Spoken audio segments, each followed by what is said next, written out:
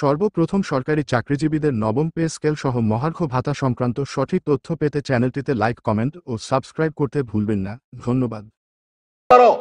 যে আমাদের মহার্ঘ ভাতার মধ্যে যে আমরা অশনি সংকেত দেখছি, সেখানে আবারও সেই উচ্চ শ্রেণীর কর্মকর্তারা প্রজাতন্ত্রের তারাই সুবিধা ভোগ করবার জন্য সকল কর্মচারী ভাই ও বোনেরা, আপনারা মহার্ঘ ভাতার কথা শুনে আপনারা সন্তুষ্ট হয়ে গেছেন।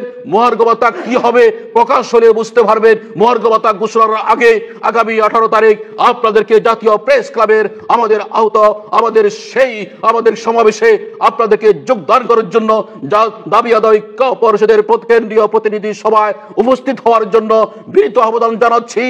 আমরা সকলকে এই জন্য উপস্থিত হওয়ার জন্য অনুরোধ জানাবো।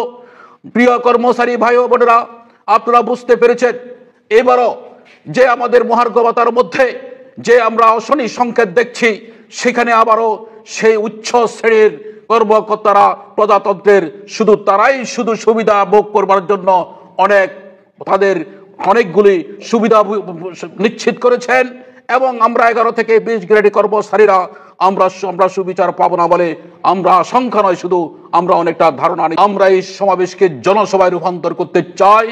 আমরা যে সমস্ত কমিটি গঠন হয়েছে, যে সমস্ত বৈষম্য নিরসনের কমিটি গঠন হয়েছে, যে সমস্ত সংস্কার কমিটি গঠন করা হয়েছে, এই সমস্ত সংস্কার কমিটিদেরকে জানিয়ে দিতে হবে আমরা আর বারবার বঞ্চিত হতে চাই না।